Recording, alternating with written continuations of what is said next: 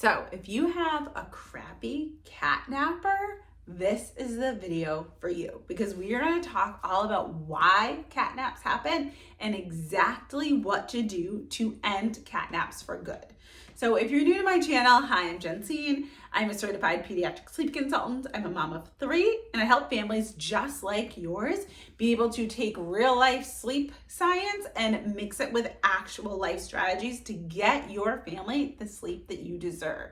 So cat naps are a huge thing because they ruin our days, basically. When your child is just getting enough sleep to get by, but it's not a nice, long, full nap, it makes it really hard for them to then sustain a longer awake window. They end up having multiple naps all over the place, and you never know what your day is going to look like. So today, we are going to fix that. The first thing that you need to know is exactly how much sleep they are actually supposed to be having during the day and how that breaks down depending on their age. So every child from the age of about 3-ish, 4 months up to when they stop napping somewhere around 3 years old should be having about 3 hours of daytime sleep. It's going to be a little bit more in the younger months, and it's going to be a little bit less as they're getting closer to 3. We want to aim for about 3 hours of daytime sleep. And the way that this is broken up is going to depend on your child's age. So if your child is between the ages of 3 and 6 months, we're looking at 3 naps that are about an hour each. Once they get to 6 months, traditionally children transition to 2 naps. So they're taking anywhere between 2 naps that are about an hour and a half each. So still 3 hours, but it's just broken down differently. Then around 15 months, this could really happen anywhere between 12 and 18 months, children move to 1 nap, traditionally around 15 months. And then that 1 nap, we want to be at least 2.5, 3 hours. So again, same amount of sleep, it's just broken out differently. So take some inventory. Think about how much sleep is my child getting during the day, and are they getting enough daytime sleep?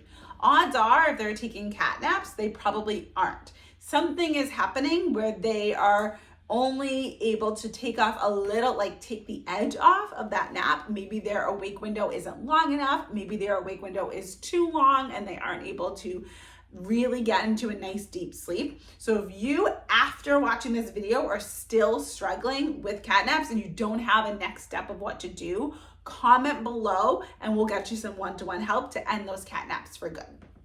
So the next thing to think about is ensuring that your child has a good environment for sleep.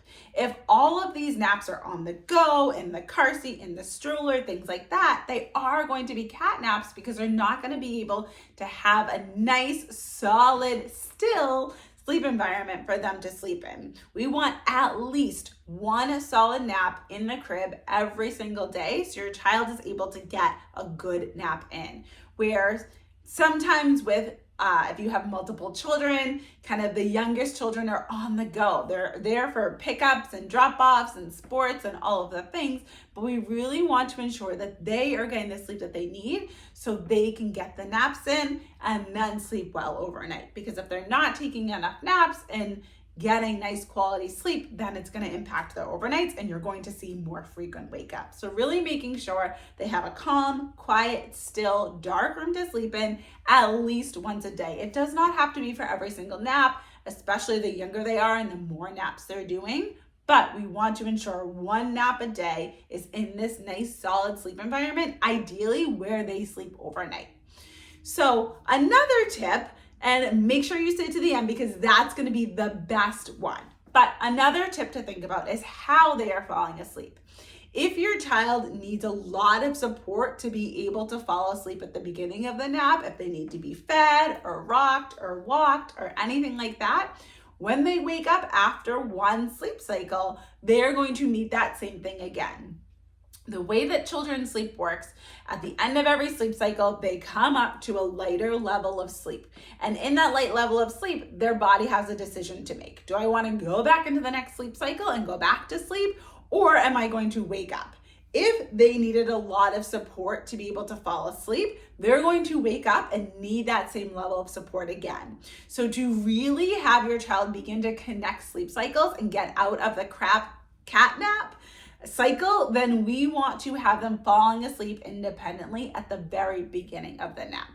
So if you have never done any gentle sleep training because you're worried about your child crying it out and you know that that is not the way that you want to go, I want you to go to the pinned video in my channel. That is going to walk you through exactly how to get your child sleeping during the day and overnight without doing cry it out. Right now, we are in a much more responsive parenting era, so I want to make sure that you are getting your child to sleep in a way that feels good to them, but also feels good to you. It should not feel like torture to anyone. So go to that pinned video if you want to help your child learn how to fall asleep independently for naps and overnight without doing cry it out.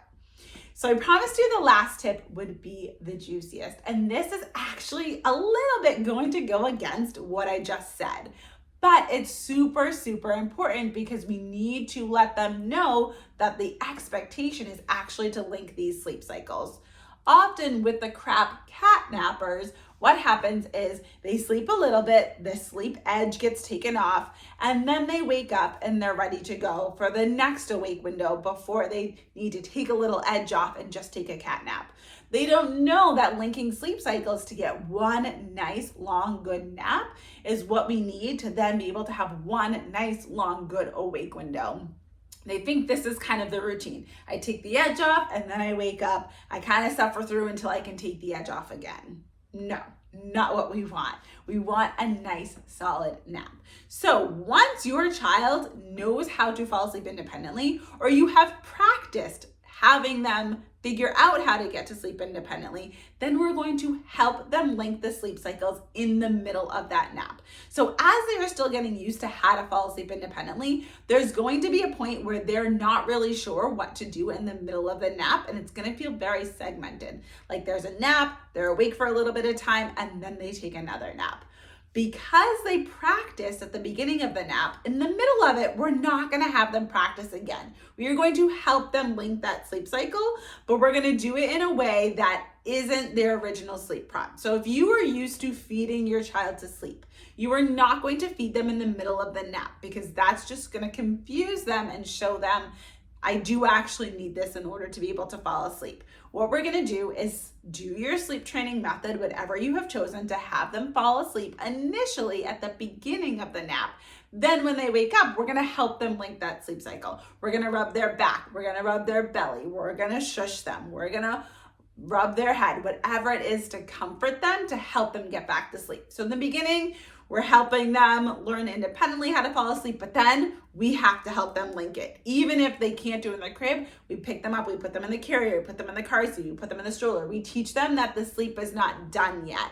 So it's a little bit counterintuitive to what I was just talking about, but they have the practice to fall asleep independently. Now we just need them to also have the practice of linking the sleep cycles, even if they need a lot of support to do it.